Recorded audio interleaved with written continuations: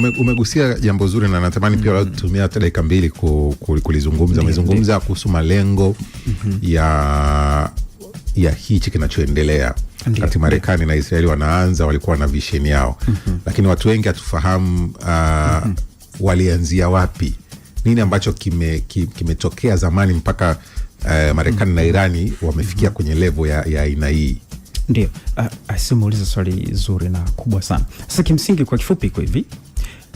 Kati ya mwaka 51 na 53 kuna kiongozi mmoja pale Irani alikuwa anaitwa Mossadegh Mohamed. Huyu alikuwa ni waziri mkuu wa serikali ya Jamhuri ya Irani kipindi hicho. Kipindi hicho ilikuwa haitwi Jamhuri ya Kiislamu ya Irani. Ilikuwa inaitwa tu Jamhuri ya Irani. Lakini kwa nini alikuwa waziri mkuu? Wakati huo serikali ya Irani kuanzia mwaka 1925 mpaka 1979 ilikuwa inatawaliwa kwa mfumo wa kifalme. Na mfalme wa wakati huo alikuwa anaitwa ni mfalme Pahlavi, mfalme Reza Pahlavi.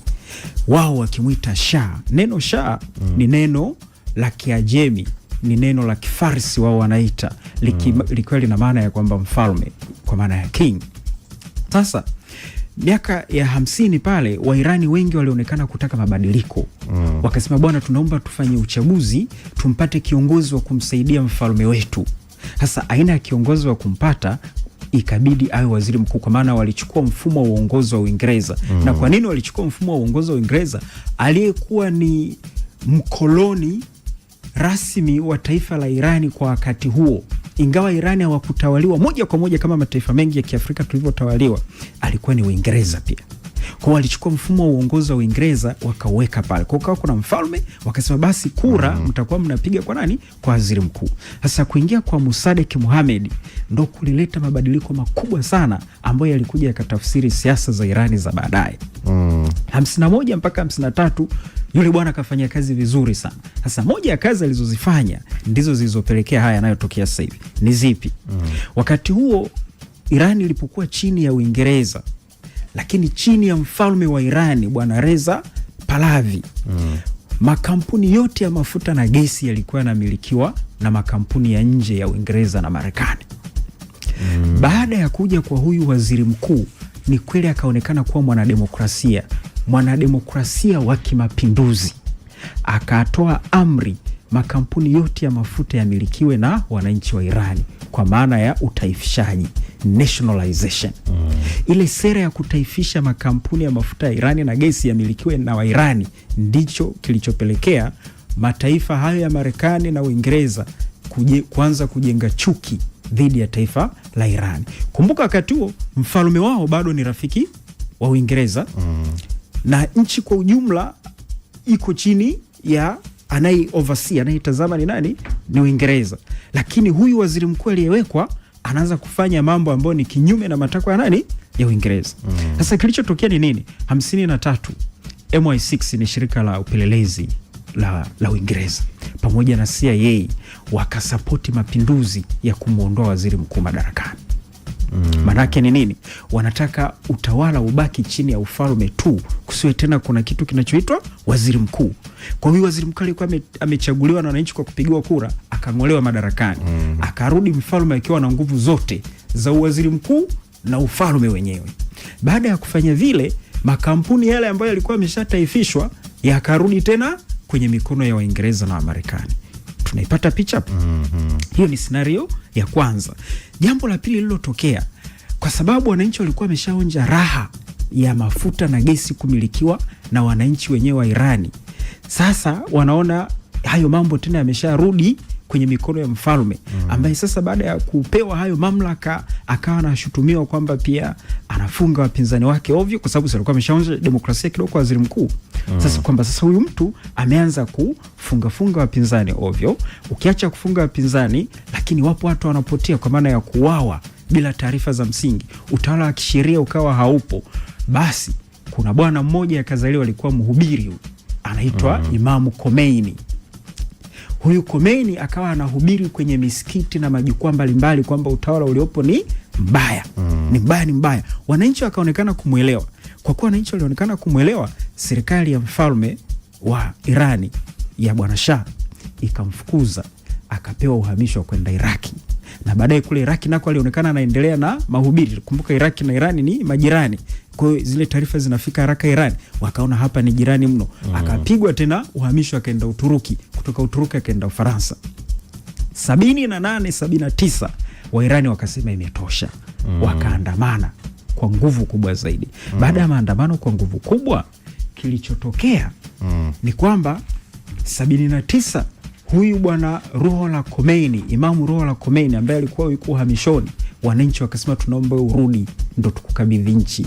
Kwa mwaka 1979 ndipo akafanyika mapinduzi sasa, ambayo haya sasa yaliung'oa utawala ambao umekaa toka mwaka 1925 mpaka mwaka 1979. Hiyo ni miaka 54, zaidi ya nusu karne.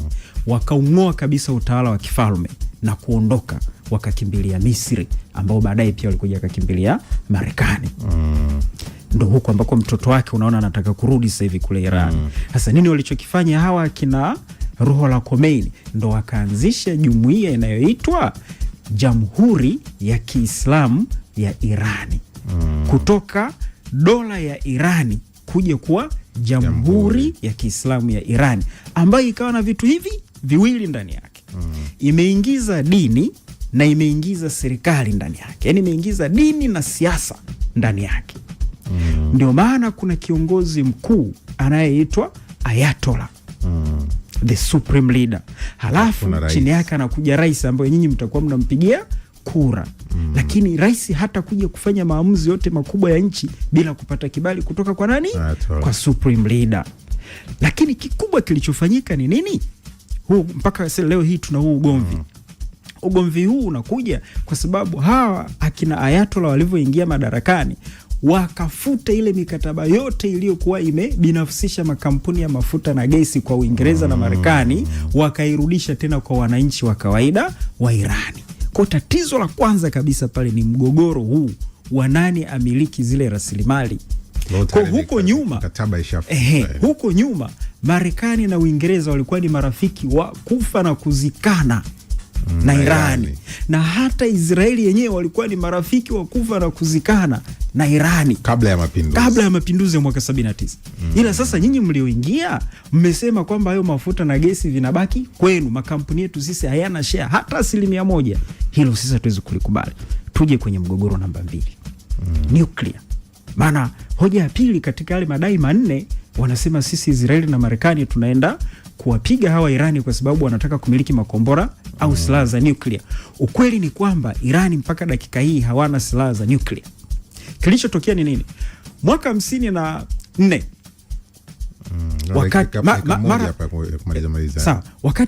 wakati yule waziri mkuu ameshapinduliwa, bwana Msaadek ameshapinduliwa, mwaka 54 amerudi mfalme. Hawa mataifa ya Marekani wakasema hivi, tunakuja kusaidia taifa la Irani kwanza kuwa na teknolojia ya nuclear kwa ajili ya utafiti wa afya, masuala ya kiafya na masuala ya umeme. Nuclear ni nzuri sana kwenye masuala ya afya na umeme.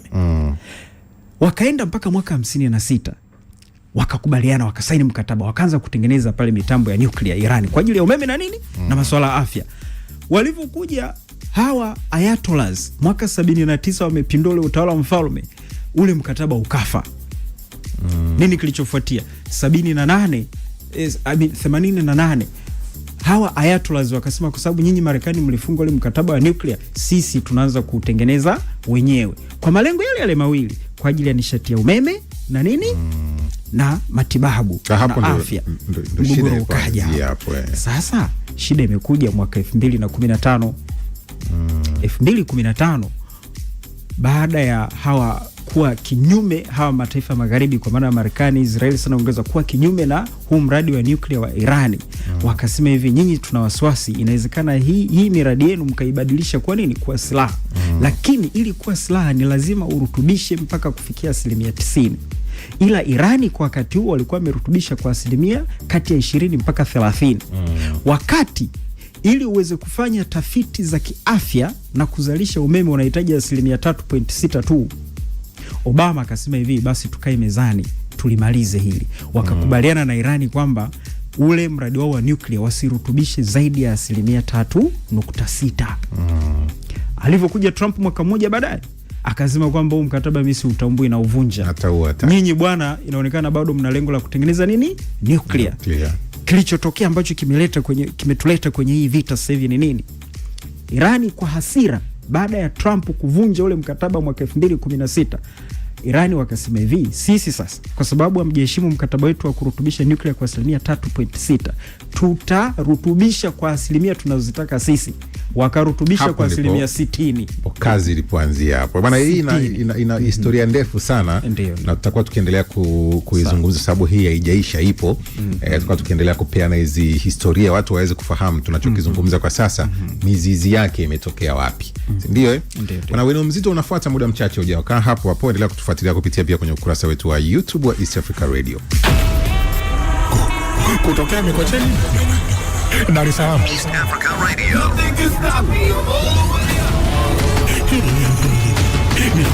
Ni East Africa Radio. Ni East Africa Radio. Together tunawakilisha Alam ya Super Breakfast. Hii ni East Africa Radio. Usitoke. Baki hapo. Tunalipa bill. Dakika 0 tu. Tunarudi. Wewe bado haujui, michongo ya leo inaletwa na dalali wa michongo. Bei halali, bidhaa safi kabisa. Michongo inasikika hapa kwanza. Dalali wa michongo anakuletea dili moto, kuanzia dili za bei che hadi bei za kimataifa. Usijifanye hujui. Mshike dalali wa michongo, uuze na ununue ndani ya Twenzetu Sokoni.